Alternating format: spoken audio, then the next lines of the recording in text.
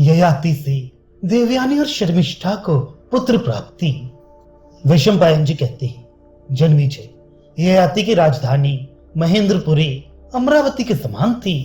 उन्होंने वहां जाकर देवयानी को तो अंतापुर में स्थान दिया और उसी की अनुमति से अशोक वाटिका के समीप एक महल बनवाकर उसमें वृषपर्वा की पुत्री शर्मिष्ठा को उसकी 1000 दासियों के साथ ठहराया और उन सबके लिए अन्न, वस्त्र तथा पेय आदि की अलग अलग व्यवस्था करके शर्मिष्ठा का समुचित सत्कार किया। देवयानी ययाति के साथ परम रमणीय एवं मनोरम अशोक वाटिका में आती और शर्मिष्ठा के साथ वन विहार करके उसे वहीं छोड़कर स्वयं राजा के साथ महल में चली जाती थी। इस तरह वे बहुत समय तक प्रसन्नता पूर्वक आनंद भोगती रही। नहुष कुमार राजा ययाति ने देवयानी के साथ बहुत वर्षों तक देवताओं की भांति विहार किया। वे उसके साथ बहुत प्रसन्न और सुखी थे। ऋतुकाल आने पर सुंदरी देवयानी ने गर्भ धारण किया और समयानुसार प्रथम पुत्र को जन्म दिया। इस प्रकार 1000 वर्ष व्यतीत हो जाने पर युवावस्था को प्राप्त हुई वृषपर्वा की पुत्री शर्मिष्ठा ने अपने को रजस्वला अवस्था में देखा और चिंतामग्न हो गई। स्नान करके शुद्ध हो समस्त आभूषणों से विभूषित शर्मिष्ठा सुंदर पुष्पों के गुच्छों से भरी अशोक शाखा का आश्रय लिए खड़ी थी। दर्पण में अपना मुंह देखकर उसके मन में पति के दर्शन की लालसा जाग उठी और वे शोक एवं मोह से युक्त हो इस प्रकार बोली, हे अशोक वृक्ष, जिनका हृदय शोक में डूबा हुआ है, उन सबके शोक को तुम दूर करने वाले हो। इस समय मुझे प्रियतम का दर्शन कराकर अपने ही जैसे नाम वाली बना दो। ऐसा कहकर शर्मिष्ठा फिर बोली, मुझे ऋतुकाल प्राप्त हो गया, किंतु अभी तक मैंने पति का वरण नहीं किया है। ये कैसी परिस्थिति आ गई? अब क्या करना चाहिए? अथवा क्या करने से सुकृत अर्थात पुण्य होगा? देवयानी तो पुत्रवती हो गई, किंतु मुझे जो जवानी मिली है वह व्यर्थ जा रही है। जिस प्रकार उसने पति का वरण किया है, उसी तरह मैं भी उन्हीं महाराज का क्यों ना पति के रूप में वरण कर लूं। मेरे याचना करने पर राजा मुझे पुत्र रूप फल दे सकते हैं, इस बात का मुझे पूरा विश्वास है। परंतु क्या वे धर्मात्मा नरेश इस समय मुझे एकांत में दर्शन देंगे? शर्मिष्ठा इस प्रकार विचार कर ही रही थी कि राजा ययाति उसी समय दैववश महल से बाहर निकले और अशोक वाटिका के निकट शर्मिष्ठा को देखकर ठहर गए। मनोहर हास वाली शर्मिष्ठा ने उन्हें एकांत में अकेला देख आगे बढ़कर उनकी अगवानी की तथा हाथ जोड़कर राजा से यह बात कही। शर्मिष्ठा ने कहा, नहुष नंदन, चंद्रमा, इंद्र, विष्णु, यम, वरुण अथवा आपके महल में कौन किसी स्त्री की ओर दृष्टि डाल सकता है? अतः यहां मैं सर्वथा सुरक्षित हूं। महाराज, मेरे रूप, कुल और शील कैसे हैं, ये तो आप सदा से ही जानते हैं। मैं आज आपको प्रसन्न करके ये प्रार्थना करती हूँ कि मुझे ऋतुदान दीजिए, मेरे ऋतुकाल को सफल बनाइए।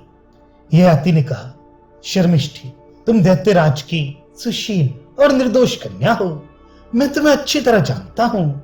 तुम्हारे शरीर अथवा रूप में सुई के नोक के बराबर भी ऐसा स्थान नहीं है जो निंदा के योग्य हो। परंतु क्या करूं? जब मैंने देवयानी के साथ विवाह किया था, उस समय कवि पुत्र शुक्राचार्य ने मुझसे स्पष्ट कहा था कि वृषपर्वा की पुत्री इस शर्मिष्ठा को अपनी सेज पर न बुलाना। शर्मिष्ठा ने कहा, राजन, परिहास युक्त वचन असत्य हो तो भी वह हानिकारक नहीं होता। अपनी स्त्रियों के प्रति विवाह के समय, प्राण संकट के समय तथा सर्वस्व का अपहरण होते समय यदि कभी विवश होकर असत्य भाषण करना पड़े तो वह दोष कारक नहीं होता। ये 5 प्रकार के असत्य पाप शून्य बताए गए हैं। महाराज, किसी निर्दोष प्राणी का प्राण बचाने के लिए गवाही देते समय किसी के पूछने पर अन्यथा असत्य भाषण करने वाले को यदि कोई पतित कहता है तो उसका कथन मिथ्या है। परंतु जहां अपने और दूसरे दोनों के ही प्राण बचाने का प्रसंग उपस्थित हो, वहां केवल अपने प्राण बचाने के लिए मिथ्या बोलने वाले का असत्य भाषण उसका नाश कर देता है। यह आती बोली, देवी, सब प्राणियों के लिए राजा ही प्रमाण है। वे यदि झूठ बोलने लगे तो उसका नाश हो जाता है। अतः अर्थ संकट में पड़ने पर भी मैं झूठा काम नहीं कर सकता। शर्मिष्ठा ने कहा, राज, अपना पति और सखी का पति दोनों बराबर माने गए हैं। सखी के साथ ही उसकी सेवा में रहने वाली दूसरी कन्याओं का भी विवाह हो जाता है। मेरी सखी ने आपको अपना पति बनाया है, अतः मैंने भी बना लिया। राजन, महर्षि शुक्राचार्य ने देवयानी के साथ मुझे भी ये कहकर आपको समर्पित किया है कि तुम इसका भी पालन पोषण और आदर करना। आप उनके वचन को मिथ्या ना करें। महाराज, आप प्रतिदिन याचकों को जो स्वर्ण, मणि, रत्न, वस्त्र, आभूषण, गौ और भूमि आदि दान करते हैं, वह वाह्य दान कहा गया है। वे शरीर के आश्रित नहीं है। पुत्र दान और शरीर दान अत्यंत कठिन है। नहुष नंदन, शरीर दान से उपर्युक्त सब दान संपन्न हो जाता है। राजन, जिसकी जैसी इच्छा होगी उस मनुष्य को मैं मुंह मांगे वस्तु दूंगा। ऐसा कहकर आपने नगर में जो तीनों समय दान की घोषणा कराई है, वे मेरी प्रार्थना ठुकरा देने पर झूठी सिद्ध होगी। वह सारी घोषणा ही व्यर्थ समझी जाएगी। राजन, आप कुबेर की भांति अपनी उस घोषणा को सत्य कीजिए। यह आती बोली, याचकों को उनकी अभीष्ट वस्तुएं दी जाएं, ऐसा मेरा व्रत है। तुम भी मुझसे अपने मनोरथ की याचना करती हो, अतः बताओ मैं तुम्हारा कौन सा प्रिय कार्य करूं?